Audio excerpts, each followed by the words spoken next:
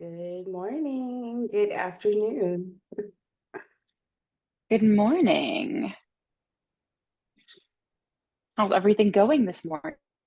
It's going. Good. By so fast.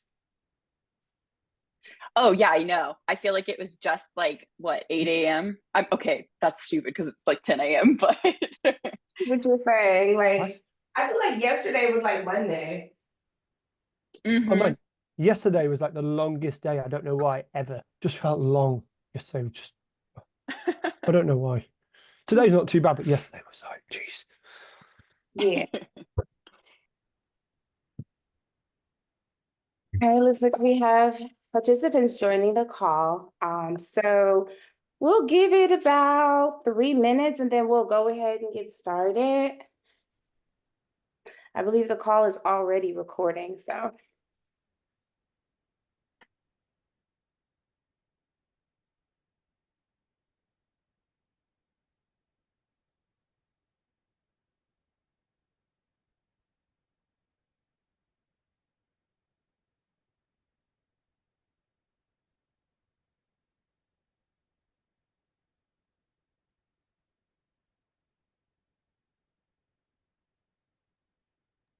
I see some folks from your team on, James. Hi, Very.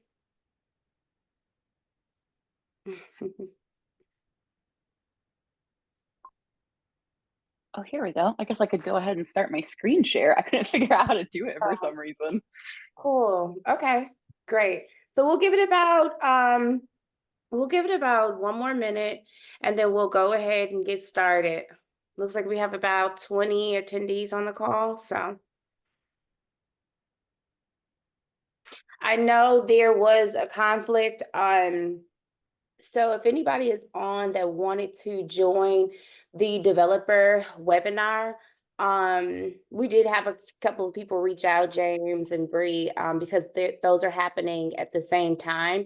While we do try to plan things like this so that they don't overlap, this is like the first time since we've been doing both webinars. So said that to say, both webinars are being recorded. I know some folks did want to join the developer webinar and are probably going to pick up the recording from here. So it's vice versa. If you are on this call and this webinar and you wanted to join the developer webinar that is being recorded, you can reach out to me and I can send you the direct link to the recording.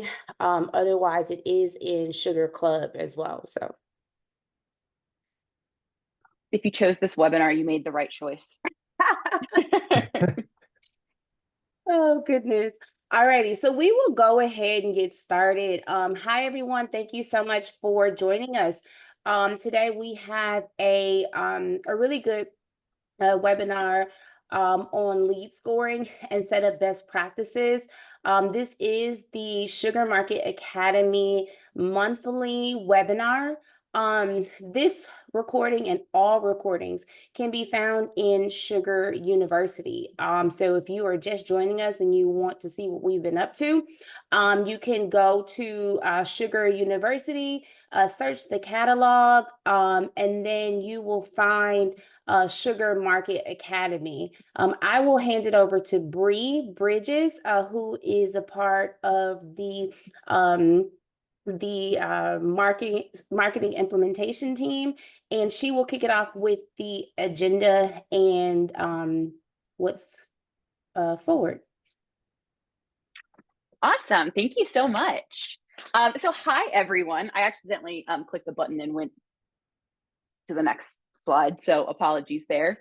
Also, I need you guys to keep me honest. If you hear my audio start to go out, I have the world's worst internet, so let me know and I'll move into a different room. So just keep me honest on that one. But today we are going to be talking about lead scoring.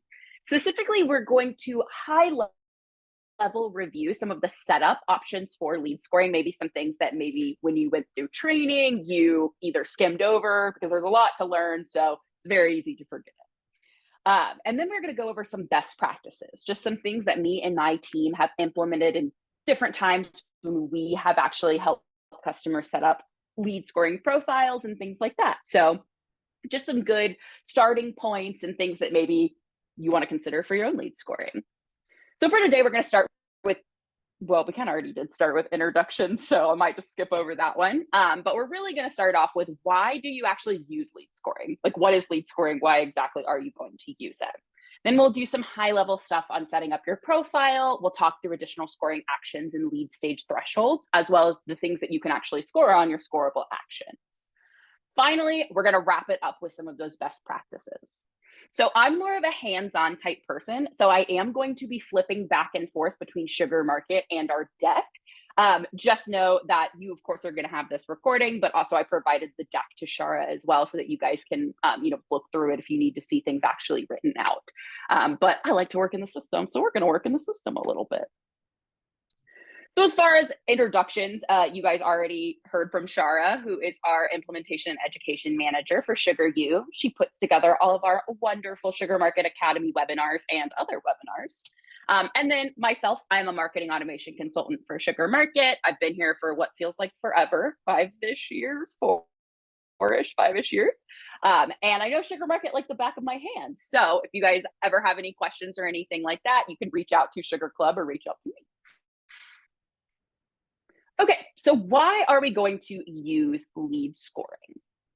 So lead scoring is a way for us to gauge how quote unquote hot a lead or a contact is based on how they're interacting with our marketing efforts. So basically, this is a way that's going to allow us to qualify our leads before passing them on to our sales team. So if you've ever heard the term for MQLs, or marketing qualified leads, this really leans into that a lot. Basically, it's also making sure we're not going to jump the gun and reach out to somebody before they're ready for us to reach out to them. It's kind of a passive way of us to flow through the sales funnel. So with Sugar Market's lead scoring system, it's a little different than other lead scoring systems you might have worked with in the past. For example, MailChimp or anything like that, which has an automated one. So in Sugar Market's lead scoring system, you get the ability to control literally every little bit of it to make it your own and fit your own personal business. So this breaks down into things like, what do you consider a scoreable action? Is it just people interacting with emails? This scoring system is holistic, so you can actually pull in things from all over the system. You want to score on events? Great. You want to score on forms? Great. You'll be able to score on all different parts of your marketing efforts. You also get to specify how many points each of your actions is worth. So you can kind of prioritize what you see as your high value assets.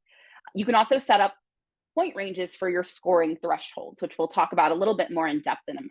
But essentially, very light view of what a scoring threshold is these are basically buckets that people fall into as they gain and lose points. So most common ones we'll see is cold, warm, and hot, but you can actually create and name them whatever you want to. You want to create them and name them icy cold, lukewarm, and sizzling hot. Cool, go for it. You want to have one for every color of the rainbow and have Roy G. Biv and have, I can't count those letters in the amount of time that I just did that, but one for every one of those. You can absolutely do that. You can just have one, but you're able to actually control what they're called, as well as how many points people need to have to fall into these thresholds. On top of that, you can also automate actions that are going to be automatically triggered from those scoring thresholds. Someone becomes a warm lead, what we're going to do is we're going to follow up with them with a specific action. And then you also have the option to choose whenever an inactive record should be rescored. So how long does somebody have to ignore us until we finally decide, all right, they can't be a hot lead anymore? Okay, so the basics of setting up your profile. So first things first, the actual profile basics are pretty straightforward for us. We've got our name and description. I'm not really going to explain that. You guys are all smart people. That's your name and your description. You have then these check boxes. One is to make the scoring profile active. So when a scoring profile is active, it is actively scoring people. Even if you are not technically using it, when it's listed as active, it's going to be scoring. When it's inactive, you do have the option to reactivate it at any time. And then you have this option to display as the default profile. So one thing about Sugar Market's lead scoring profile is you can actually have as many lead scoring profiles as you want. If you're a beginner, I'm going to say, please start out with just one. But if you want to go in guns a-blazing and create, 50 lead scoring profiles, I'm going to tell you that's a really bad idea, but I can't technically stop you for that. You guys can have as many as you want. However, only one of those can be the default scoring profile. So what the default scoring profile really is it's the one that you're going to see, guess what, by default. So when we go into the lead or contacts view inside of Sugar Market, there's like a little column that says score. That is where the default score is going to show. On top of that, when you click into a lead or contact card in Sugar Market, the default score is going to be the first one that you see in that card. And then lastly, if you're looking at the market journey view, formerly called the iframe, that is available inside of your external CRM, when you click on that, the first score that you're going to see that shows in the top right corner, that is going to be the default profile. Okay, now let's talk mapping. So mapping back to the CRM is really where the power kind of is harnessed when it comes to lead scoring. So a lot of times lead scoring is a way for us to kind of help sales out with what their next steps are going to be. But it doesn't really help us all that much if sales can't see the information that we need them to, such as the score. So you do have the option in your scoring profiles to map the score to a CRM field. So this is going to allow you to send that score back to a field in your external CRM. So your sales team is always going to be aware of where their leads stand. So this must be mapped to an integer field on the lead and or contact in the external CRM. Can't be a text field, it has to be an integer field. We recommend you create it in the external CRM and let it sync down to Sugar Market. Usually that takes about 10 minutes, and then go in there and map it back to your profile.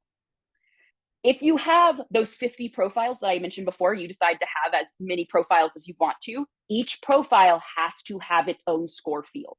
If we map profile 1 and profile 2 to the same score field, nothing's ever going to display because they're going to be constantly butting heads to figure out which one is the one that gets to show.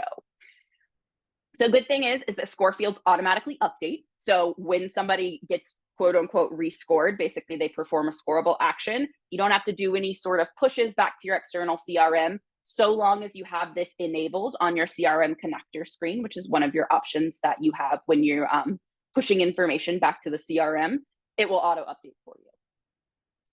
So there is an out of the box field. If you guys are getting started with your lead scoring, the out of the box field that is created whenever you or your consultant installs that Sugar Market bundle into your external CRM is called market_score.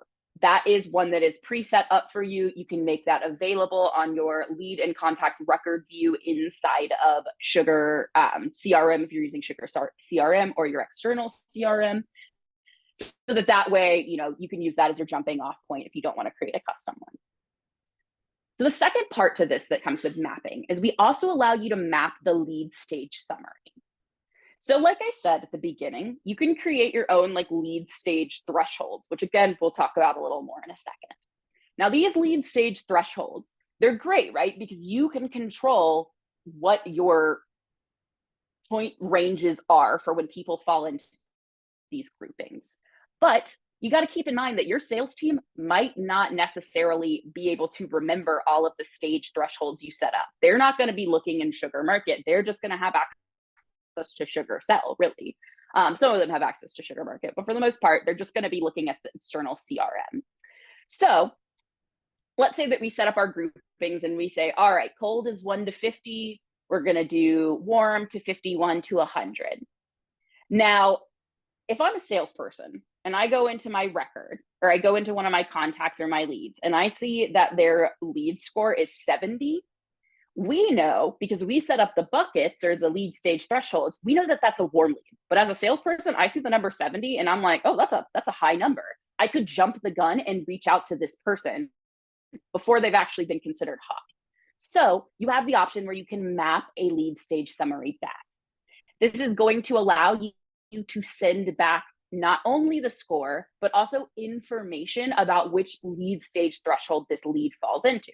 So as you can see in my example, it gives the score, and then you have the lead stage threshold field. You can call it whatever you want. It needs to be a plain text field inside of your external CRM. Allow that to map down to Sugar Market, and then sync down to Sugar Market, and then map it back through the profile. But it's going to not only send back our score, but then it can also send back a little descriptor of what grouping these people fall into. Now, one cool way that you guys can use your information that you're getting from these lead scores, because it's all great and fine and dandy for your sales team to be able to go into their individual records and see the score, but how often are they really clicking into individual records? I could promise you they're not waking up in the morning and going and clicking into each individual record being like, just checking on how my bud's doing today. They're not going to do that. They have way too much going on for them to actually need to do that. So this is a little specific for just Sugar CRM customers. So apologies if you're using a different CRM for this. There is likely a way that you can do this in your CRM as well. But you have the ability where you can create reports using this information that you are mapping back. So for example, like using your score. So for example, you can see here, I've created a list, or I've created a report of all of our hot leads in the system. This is everybody who has a score that is greater than or equal to 50 in this scenario. So we're able to look at this and see, oh, okay, these are all of the people that, we consider hot. This is test data. So you're going to see like Tom Hanks and stuff like that. Just roll with it, pretend it's a real person. And then you have the ability where you can also customize these a little bit more, maybe add other filters so that assigned sales reps only see their own leads all in one place. And then the beauty of having Sugar Sell or Sugar CRM, you're going to have the ability to create your own dashlets using this. So basically, when I log on to my Sugar Sell instance, I have a dashlet right there that shows me all of my hot leads, shows me the information about them, and shows me their scores. So I'm always aware of who my quote unquote top dogs are that I want to reach out to. Perfect. All right. Now let's move on to additional scoring actions. If you're one of the people that is on this call that has trained with me before, you have heard me talk about additional scoring actions. And I will always say, this is one of the more confusing parts of lead scoring, but once you get it, it makes a ton of sense.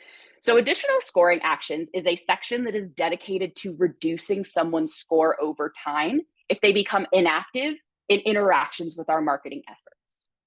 So essentially, you don't have to use this.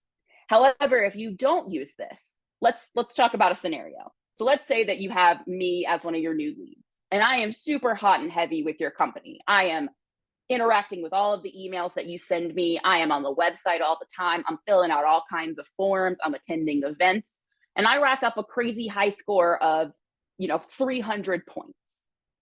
And I am by far your hottest lead at this point. But then one day, poof, I just disappear. I just completely ghost you. You don't hear anything from me. You try reaching out, nada. I don't open any emails anymore. I'm never on the website. If you don't have additional scoring actions set up, what's going to happen is I'm going to keep my 300 points no matter what, because there's nothing going on for me to rescore. Even though you haven't heard from me for, a month, 2 months, 3 months, I'm still going to remain as the top dog there because I'm the one with the highest amount of points. So this is going to allow you to set up things that are going to really start dropping this person's score when they start ghosting you. So my pro tip for this is, and we're going to go through on the next slide and talk about like the individual parts of this, but my pro tip for setting this up is keep in mind your company's average sales cycle. Everyone differs. There are some that, of course, some industries are closer than others, but let's say things like, let's say I'm buying a house. Now, that's a really big decision. If you don't hear from me for about, 15, 30 days, it might be weird, but it might not be something worth dropping my score over, because this is a big decision. I could be, talking internally with, some of my talking internally. I could be, speaking with my significant other. I could be speaking with mortgage loaners, things like that. So it might not be super crazy. However, if I'm doing something like buying makeup from you, that is not usually something that takes a super long time to decide on. If I disappear for 30 days after looking at that makeup online, there's a pretty big chance that I might have just moved on to somewhere else. So keep that in mind with your business. No one knows your business like you do. And if you need help, reach out to your sales team and be like, when do you consider a lead to be dead? So let's talk about the different parts of additional scoring actions. So it reads like a sentence, which makes it pretty easy to understand. So the first part is rescore records after blank days of inactivity. So essentially, this is going to be your grace period. How long are we letting people be inactive before we decide to start dropping their activity? This is a good one to keep in mind with your sales cycle. Now, so we have rescore records after blank days of inactivity since blank. So this blank right here is the date field we are using to determine when someone becomes inactive. We can't just say rescore records after 30 days of inactivity. What does that mean? What do we consider inactivity? Does that just mean that somebody fell off the face of the earth? We don't actually have that information. So this is a date field that you can reference in order to determine what inactivity is. You're able to use any date field that you have in either SugarMarket or in your external CRM that's synced down to SugarMarket. But ideally, the one that you're going to use is going to be Sales Fusion last activity.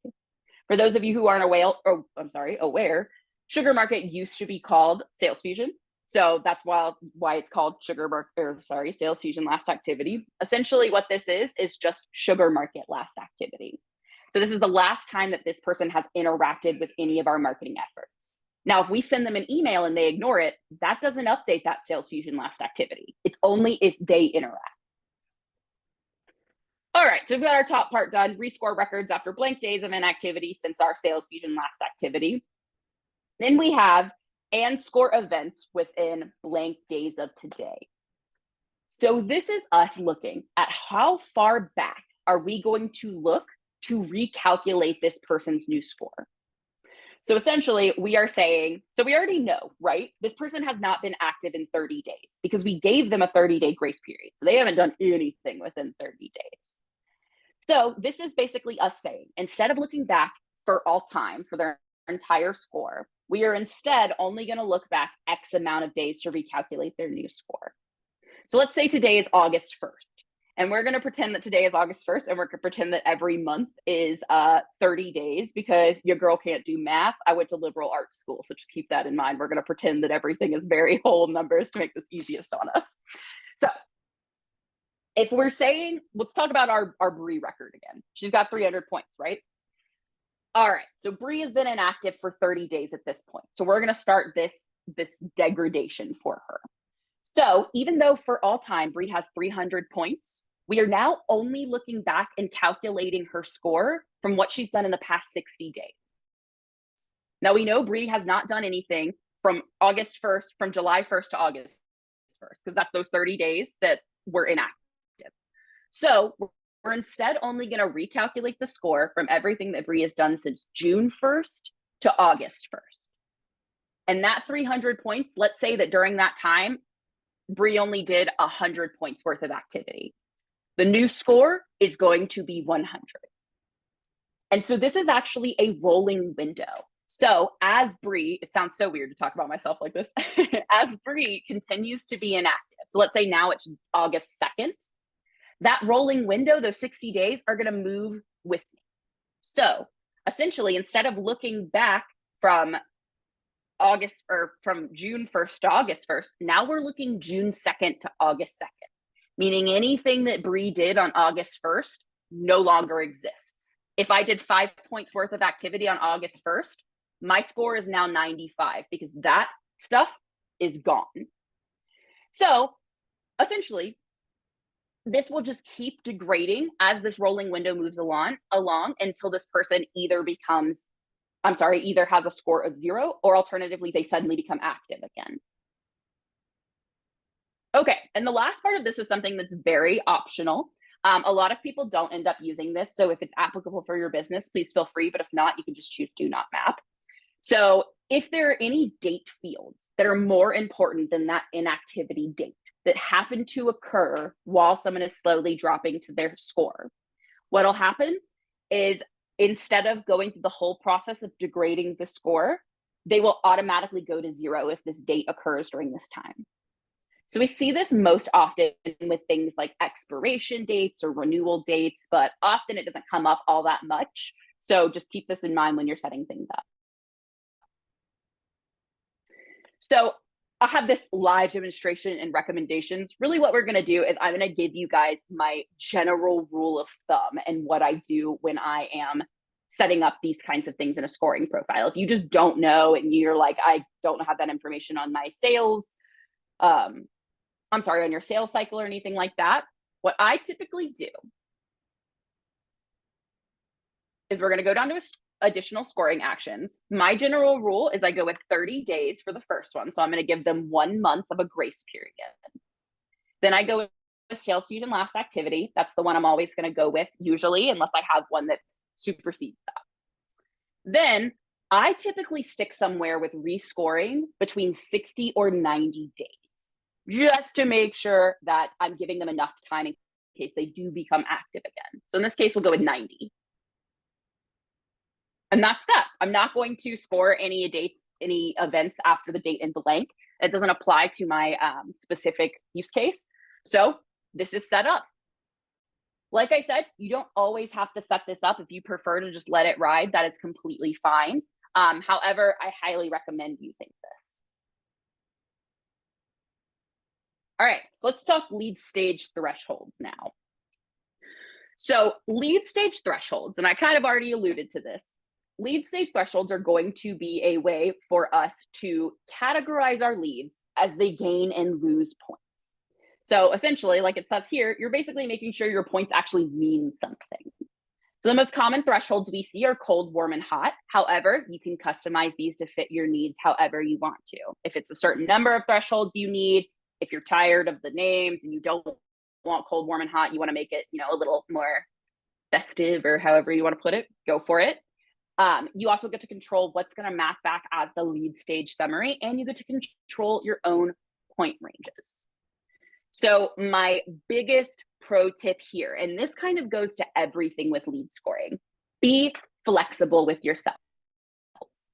People get it in their heads that when you're setting up lead scoring, you can only set it up one time. And if you set it up wrong, then you just ruined your entire business and it's all going under and it's all your fault. That is absolutely not true. Anything in lead scoring can be edited after the fact. If you notice people are starting to just skyrocket through your lead stage thresholds and you're like, oh my gosh, what did I do? Then go back in and change them. That is completely fine. They will then just fall into the new threshold. So don't worry, you didn't mess anything up. Usually if this is your first time doing it, it's going to take some adjusting to get used to. Trust me, I have definitely had to change my fair share of lead scoring things in my day. So when it comes to scoring actions, I mentioned this a little bit earlier as well, but each lead stage threshold allows you to set up your own scoring actions. So these are actions that are going to automatically trigger when someone enters that specific threshold. So you can add as many of these as you want to. You can have just one. You can have none on a specific threshold. It is completely up to you how many you want to do. So I usually recommend, I like to plan out my ideal lead journey and then base my actions around it from there. So there are a couple of actions that are probably two of the most popular ones. So one is going to be add to external CRM. So one thing that I've noticed people like to do is they will keep their leads in Sugar Market until they consider them hot leads. So essentially all leads only exist in Sugar Market. The sales team doesn't have to look at them. Then we use lead scoring to qualify these leads. Once they're qualified, we use this add lead to external CRM, which then creates the record in the external CRM. And that's when sales can follow up with them. So that's one common thing that I see. Another one is adding people to Nurture 2.0. There are two options that says add to Nurture and add to Nurture 2.0. You guys are going to use add to Nurture 2. Add to Nurture 2 is the most recent version of the Nurture filter. This is one of the few ways you can actually trigger nurtures. And this is also really good for one-off alerts.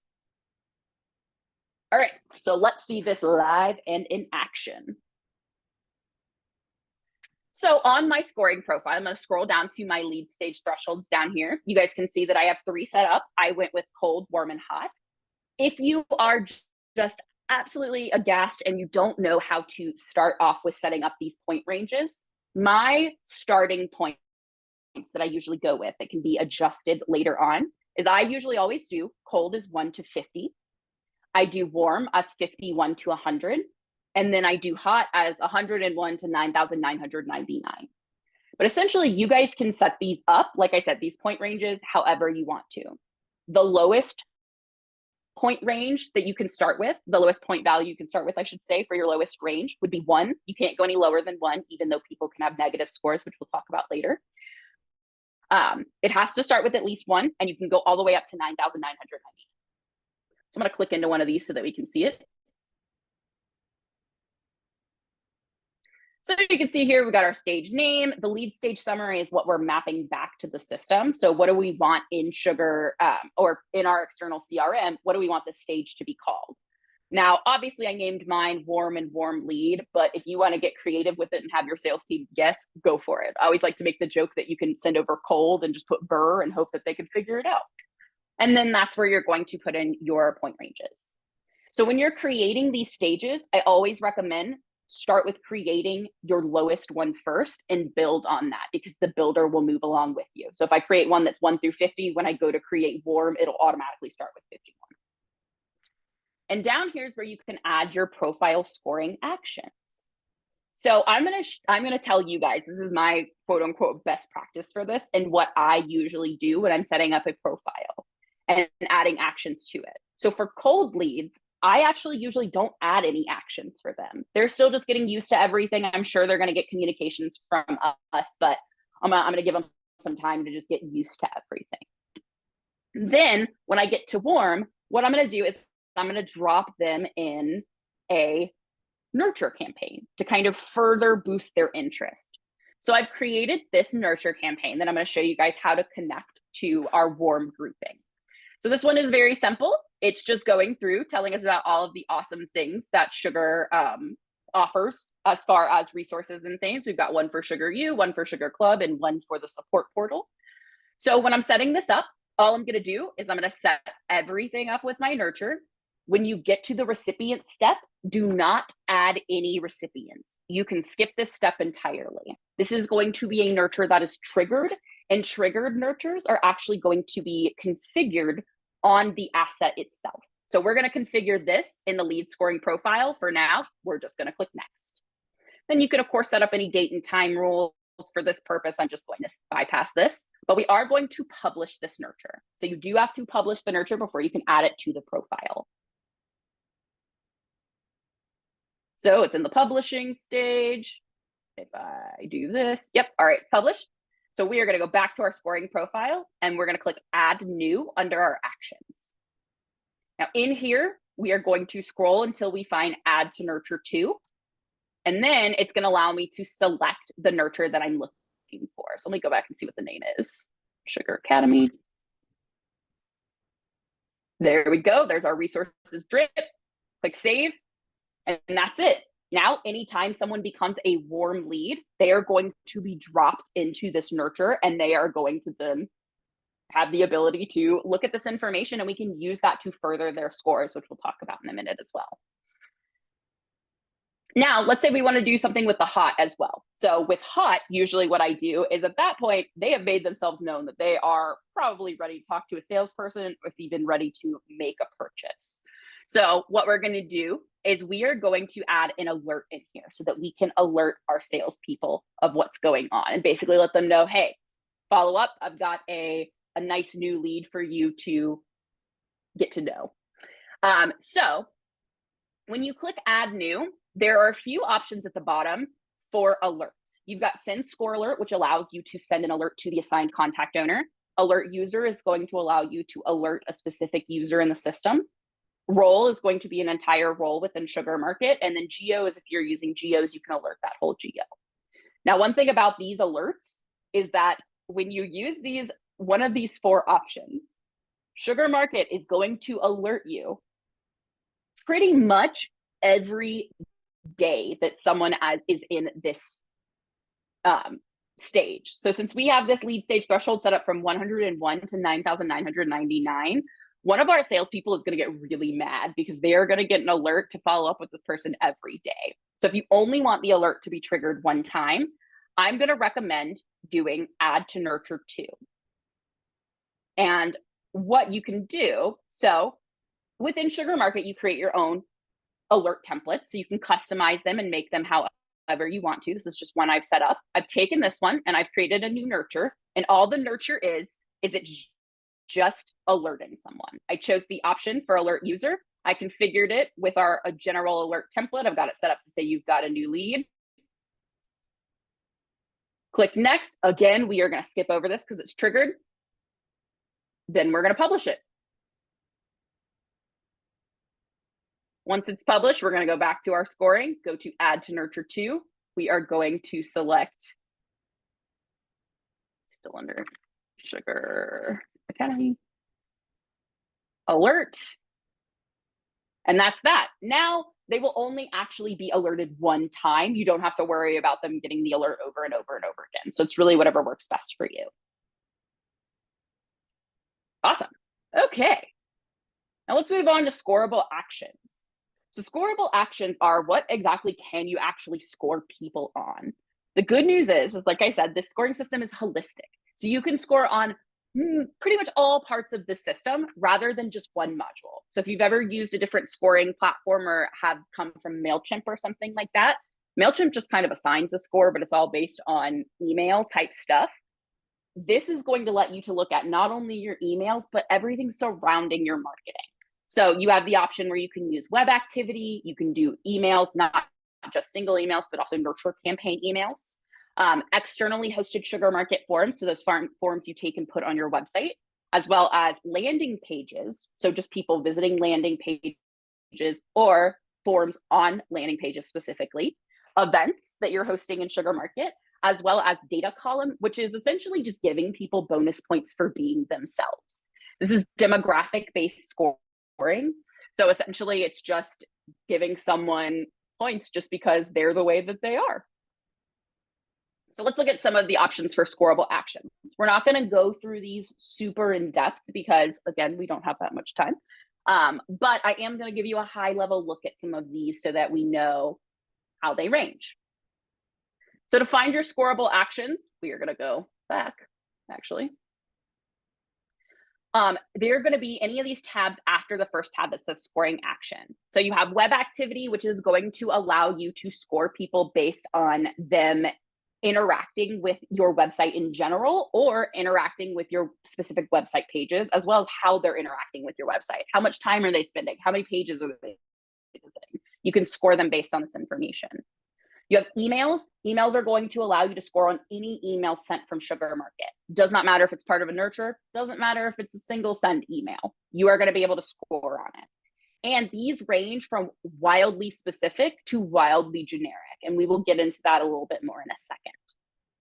You have this one called legacy pages and external forms. My gift to you is I am going to say, please ignore the part that says legacy pages. Really, this is focusing on external forms. Legacy pages is something that we don't really use all that much anymore. So it was originally designed for that, but we're just going to focus on external forms. So legacy pages and external forms is going to allow us to score based on someone filling out a form that is hosted not on a Sugar Market landing page. So it's a Sugar Market form that is hosted on your website or hosted externally. Pages, on the other hand, is going to allow you to score people based on if they fill out Sugar Market forms hosted on a Sugar Market landing page. So you can actually specify between the two. Really great if you're using Sugar Market pages for things like paid ads and like redirects and stuff like that, because then you can score them differently on if they fill out that form versus if they fill out a form on the website. You can also do events. Events is going to allow you to score people based on whether they've registered or attended specific events or general events within Sugar Market. So here's where you've got to be careful with lead scoring, because you can hear from what Bree's mentioning, there's a lot of these have overlap. So what you may find is if someone fills out a form on your landing page and you've got a generic lead score on there with your landing page, and someone also you've got registrants on here, all those three scores will be applied to that one record. So it's going to triple score them. So you have to be careful with how you score because it can overlap quite a lot with what you set up in Sugar Market. Yes, that's a great point. And you also spoiled something that I was coming up with. So thanks for that. No, I'm just sorry. kidding. No, that's a great point. He's totally right. So they do stack on top of one another. So you'll need to keep that in mind as you're setting up your points. If you're giving me 1 point for every email I open, but then you're giving me 3 points for a specific email I open, I'm going to get 4 points when I open that email because that specific email is still any email in the system. So keep in mind that everything does stack. So our last category we have is going to be the data column category. This is your demographic based scoring. This is just assigning points to people based on who they are. Now, we're going to revisit this again in a minute, but for now, we're going to go back to our nice little PowerPoint. So let's talk about some best practices that I recommend when it comes to setting up your lead scoring profile. Now, again, these are just best practices. You guys don't have to follow these to a T. You're not going to hurt my feelings. These are just things that I recommend to people when they're getting started. So first one I like to say is determine your lead stage thresholds ahead of time. Don't worry about setting up any points yet. You don't even have to add them into your lead scoring profile. Just write them out. Do you want to do cold, warm, and hot? Great. Do you want to do, I don't know, every letter of the alphabet? Great. Just make sure that you set them up ahead of time so that you know when people are going to fall, what people are going to fall into. Now, a second one I have, and this one is actually pretty important and I highly recommend this, meet with both your sales and your marketing teams together to determine what each team looks for in a qualified lead. What is a sales qualified lead? What is a marketing qualified lead? So that we can marry that together to make sure we are scoring on what's important. So I always say write down all of the items these teams mention, because even if we can't specifically score on it in our lead scoring profile, it might help us with identifying other actions that could lead to that. So a good example of this is if they show up to a demo. Well, we can't necessarily score them on that unless it's like logged in the system as an event or something like that, or as like on a specific field. So what we could do though, is if they book this demo through a form, we can make sure to score them more based on this book a demo form. Now, the third one is also an important one, and this is going to feed into that data column, is determine your ideal customer type. What characteristics do you guys find are very common in the customers that you have the most success with? Would it be something like a specific title? Do they all have to have marketing in the name? Maybe it's a specific status that they have in the system or a contact type. Maybe it's an industry, something like that. So try and focus on information with this. So I'm going to show you guys my example. So these are the ones I have in here. We have points for if their title contains marketing, give them 20 points. If they're in the United States, because we're prioritizing that, give them 10 points. Statuses. So if they have a new status, I give them 5 points. But if they graduate and move up to in process, they then get 10 points. So just kind of use this to prioritize this information. Typically, you're going to want to focus on things on the lead or contact level or lead or contact table, since the Sugar Market scoring profile is only going to be able to pull that information from there. I have had customers in the past who will, they'll set up calculated fields in the CRM to basically take information from the account to the lead or contact. If you can set that up, you are welcome to use it, but it is only going to reference things on the lead or contact. Now, the next one is going to come back up in a second. We're going to talk about it a little bit more in a minute. So this is to determine behaviors or traits that you do not want in a customer. What should they not do? Don't worry about scoring or anything for that right now. Just make a list of the things that you don't want people to be. And then this one is one that actually a customer of mine did, and I think it's a really great idea. So I've been telling people to do it since then. Create a spreadsheet that breaks down all of the categories that you have the option to score on, and start with just writing out things that you want to score people on. What are some communications you send out that maybe you would want to score people on? Is it specific pages on the website? Is it if they interact with the newsletter? Is it a certain form on the website? Or is it, something like an event if they attend any webinar or something like that? So it's just a good way to just give yourself free range to write it out before you even worry about the point values. Okay, so next, we're going to focus a little bit more on the actual building part of the profile. So I recommend setting your point values lower and your lead stage thresholds higher. So setting those gaps in your lead stage thresholds higher, and then setting those points a little bit lower. If you're scoring something and you say, all right, every email open, I want to give them 5 points.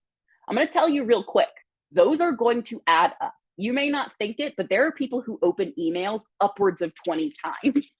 And it's kind of crazy, but people actually do that. And if I open an email 20 times and you're giving me 5 points for every open, that's going to be 100 points from one email interaction. So just keep that in mind. And again, can be changed at any time. So if you think that you mess up with it, just go back and change it. It's totally fine. You do also have something that we will talk about a little bit more called scoring summary inside of specific rules. Scoring summary makes it so that someone is only scored for the first time that they interact with that specific asset. So if you're giving me, 4 points for opening a specific email, if you don't use scoring summary, I get 4 points for every open. But if you do use scoring summary, I only get 4 points for the first time I open that email. Any other one, I don't get points for. All right, so for the next one, we are going to jump back into our scoring profile, which is take advantage of these general scores for scoring actions. So James already alluded to this a little bit, but this allows us to set like a baseline scores for actions of certain types. So like we said, these actually do stack with one another. So if you set specifics up, just keep in mind that they are going to build upon one another. But there are certain things in here that you can set up general scoring rules for. So one of the first ones you can do is you do have an option where you can add a general rule to score people based on visiting your website. So this one right here is set up to give someone a score for every time they visit any page on our website. So any page that they visit on the website, they get 1 point. Doesn't matter what page it is, they're just going to get 1 point. Now, if you see up here, we've got a rule for the pricing page. Pricing page is any page on the website.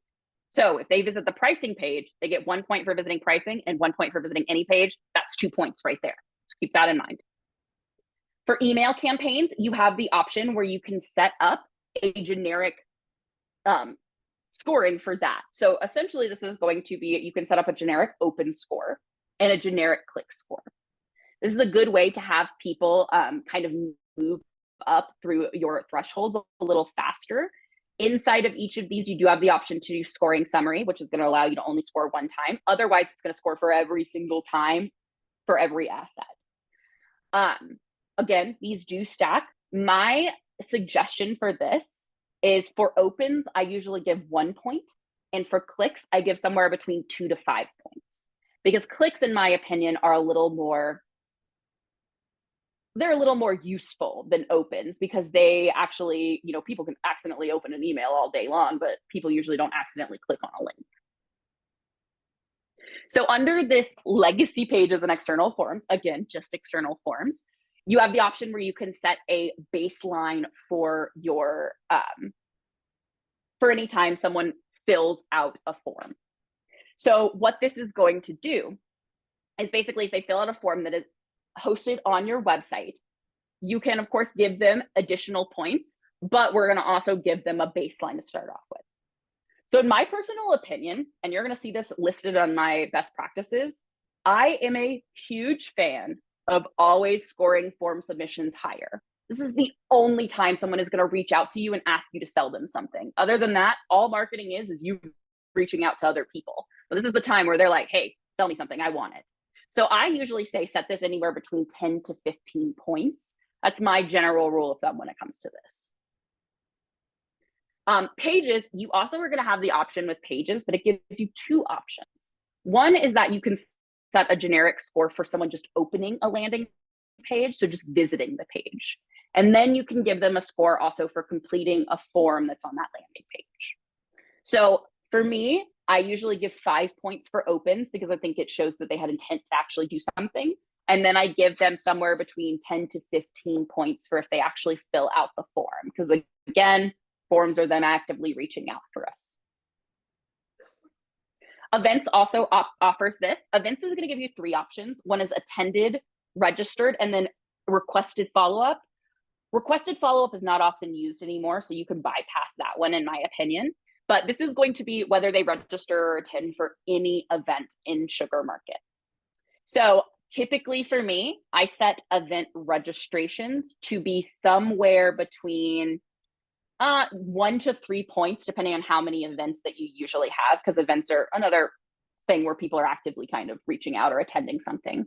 And then general attendance, I usually set somewhere at 5 points because they actually took the time to come to us. I feel like that deserves a little bit.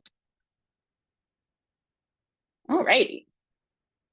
So next thing we're going to talk about is my best practice is going to be utilize wildcard scoring options to set and forget your rules.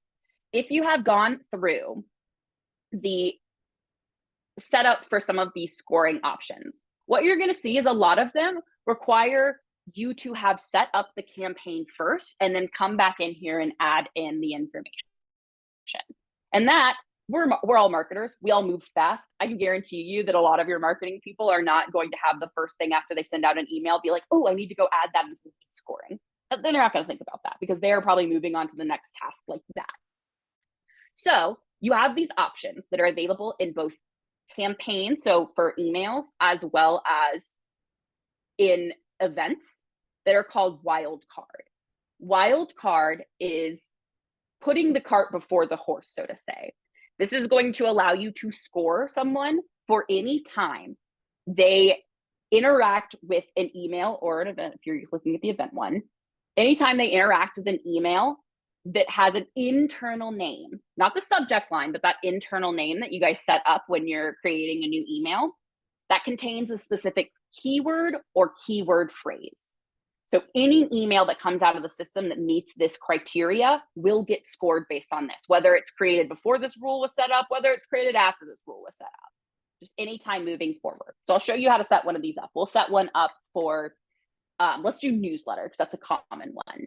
So I'm going to choose clicks for this one. You can set up as many of these rules as you want to. If you want to do opens and clicks for tons of different topics, go for it.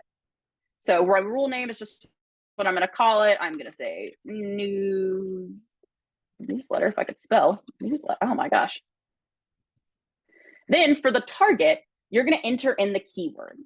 Now, this is basically saying that every email you send out that has newsletter in the internal name is going to be scored by this. You need to have a very clear and consistent naming convention for this to work. If you just type news, it's not going to get scored because it's not part of this.